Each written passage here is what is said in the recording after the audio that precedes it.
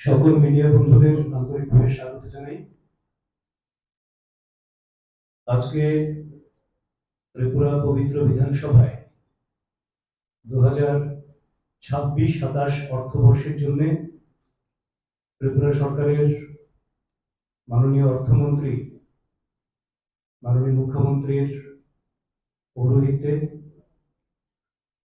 Budget পেশ করেছেন এবং এই বাজেট যা আমরা পরিলক্ষিত করলাম, এক কথায় যদি বলি, এটি একটি সর্বস্পর্শী, জনকল্যাণকর, শক্তিশালী, আধুনিক ও বিকশিত ত্রিপুরা গড়ার লক্ষ্যে এই বাজেট এবং এই বিকশিত ত্রিপুরা গড়ার জন্য যে রোডম্যাপ রাজ্য সরকার মাননীয় মুখ্যমন্ত্রী প্রফেসর ডক্টর মানিক সাহাজির নেতৃত্বে তৈরি করেছেন, সেই লক্ষ্য অর্জনে এই বাজেট নিশ্চিতভাবে দিশারি হয়ে কাজ করবে। আমরা লক্ষ্য করলাম এই বাজেটে মোট 34,212.31 কোটি টাকার যে বাজেট বরাদ্দ রয়েছে, এতে প্রত্যেকটি ক্ষেত্রকে সমানভাবে গুরুত্ব দেওয়া হয়েছে এবং কোনো কোনো ক্ষেত্রে সাধারণ মানুষের কথা চিন্তা করে সেই জায়গাগুলিকে বিশেষ গুরুত্ব আরোপ করা হয়েছে।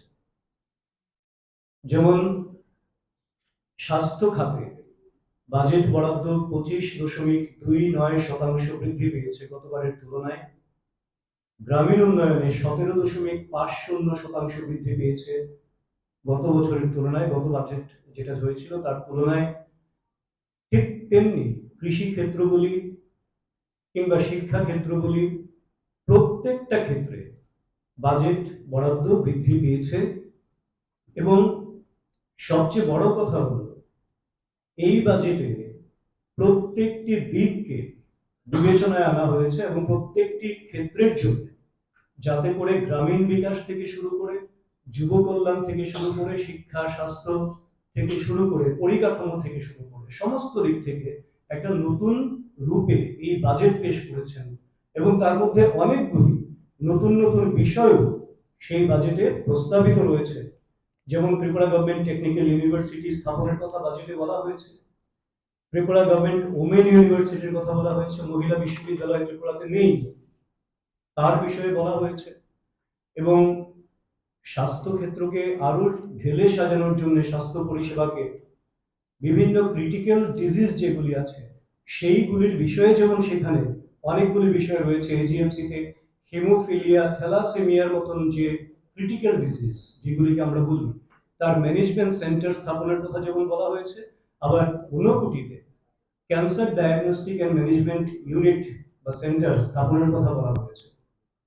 কালাঝাড়ির মতন প্রত্যন্ত অঞ্চলে পিএসসি স্থাপনের কথা যেমন বলা হয়েছে, আবার পাশাপাশি বিশ্রামগঞ্জে, খোয়াইতে ট্রমা সেন্টারের কথাও বলা হয়েছে।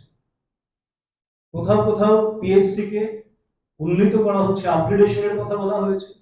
অর্থাৎ স্বাস্থ্য ক্ষেত্রে ত্রিপুরায় আমরা যেটার স্বপ্ন দেখতাম, আমরা যেটা বলতাম, রাজ্য সরকার যেটা প্রথম থেকে বলছেন যে এখানে একটা আলটিমেটলি মেডিকেল হাব করার একটা পরিকল্পনা রয়েছে, সেই লক্ষ্যটাকে সামনে রেখে গোমতীতে যেমন আয়ুর্বেদিক হসপিটালের কথা বলা হয়েছে এবং আগরতলাতে হোমিওপ্যাথি হসপিটাল এবং মেডিকেল কলেজ, গোমতীতে আয়ুর্বেদিক হসপিটাল মেডিকেল কলেজ আর আগরতলায় হোমিওপ্যাথি হসপিটাল এন্ড মেডিকেল কলেজের কথা সেখানে বলা হয়েছে।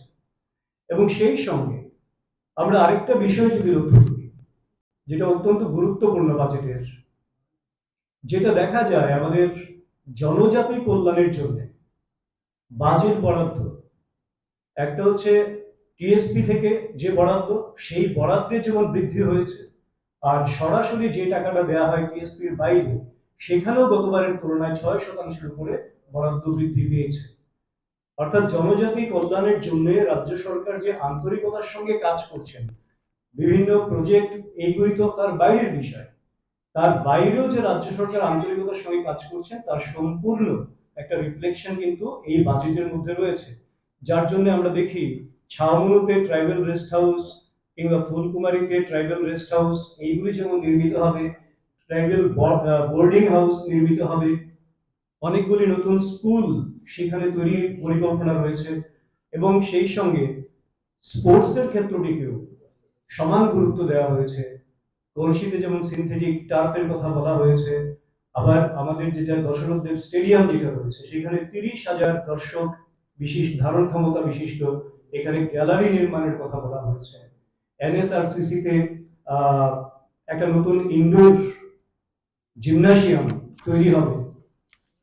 এইগুলি যেমন একদিকে হচ্ছে, গ্রামীণ উন্নয়নকে আরো শক্তিশালী করার জন্য, গ্রামীণ যোগাযোগকে আরো শক্তিশালী করার জন্য 117টি আরসিসি ফুট ব্রিজ, যেটা এখনো যে গ্রামীণ অঞ্চলগুলি খুব স্মুথ যোগাযোগ থেকে একটু হলেও পিছিয়ে আছে, সেইগুলিকে আরো কি করে সংহত করা যায় সেই লক্ষ্যে এই বিষয়গুলি করা হচ্ছে। পাশাপাশি ট্যুরিজমের জন্য প্রচুর সেখানে বিষয় রয়েছে, কারণ ট্যুরিজম ত্রিপুরার একটা আগামী দিনের জন্য আমাদের একটা প্রমিসিং জায়গা, আমাদের অর্থনীতিকে অনেক শক্তিশালী করবে। তার জন্য ডুম্বুরকে কেন্দ্র করে ইকো ট্যুরিজমের কথা যেমন বলা হয়েছে, তেমনি তক্সাবাড়িতে একটা ন্যাচারাল পার্ক স্থাপনের কথা বলা হয়েছে। এবং এইগুলি যেমন রয়েছে, ইনফ্রাস্ট্রাকচার ডেভেলপমেন্ট, ট্যুরিজম, শিক্ষা, স্বাস্থ্য, এইগুলি যেমন রয়েছে, প্লাস যেটা সময়ের দাবিকে সামনে রেখে, সময়ের দাবিকে প্রাধান্য দিবে, যে নতুন ভাবে আমাদের সামনে যে চ্যালেঞ্জেস গুলি আসছে বা যা আমাদের পরবর্তী প্রজন্মের জন্য ভীষণ জরুরি, সেইটাকে মাথায় রেখে প্রযুক্তি ভিত্তিক শিক্ষাকে প্রাধান্য দেওয়ার জন্য, তাকে আরো বেশি সুদৃঢ় করার জন্য নবচেতনা নামে একটি উদ্যোগ গ্রহণ করা হয়েছে। এবং এই নবচেতনায় কি আছে? AI, artificial intelligence, robotics, coding, automation, এই সমস্ত বিষয়গুলির জন্য ইনোভেশন অ্যান্ড টেকনোলজি ল্যাবরেটরি তৈরি করা হবে, যেটা নতুন প্রজন্মের জন্য ভীষণ মাত্রায় দরকার।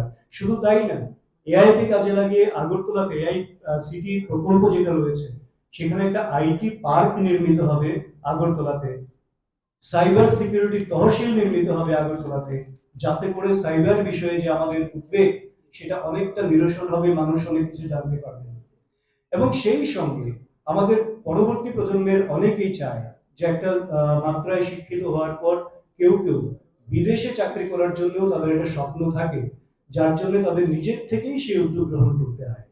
কিন্তু এই প্রথম আমরা দেখতে পেলাম এই বাজেটের মধ্যে মুখ্যমন্ত্রী আন্তর্জাতিক কর্মসংস্থান প্রকল্প বলে একটি নতুন সংস্থান রয়েছে।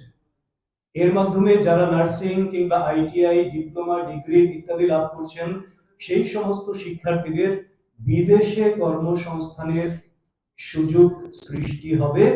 এবং সেই সঙ্গে আমাদের জন্য যারা বিদেশি ভাষা শিখতে চায় তাদের জন্য একটা ফরেন ল্যাঙ্গুয়েজ স্কুল রামকৃষ্ণ মিশনকে সঙ্গে নিয়ে সেখানে স্থাপিত হতে চলেছে।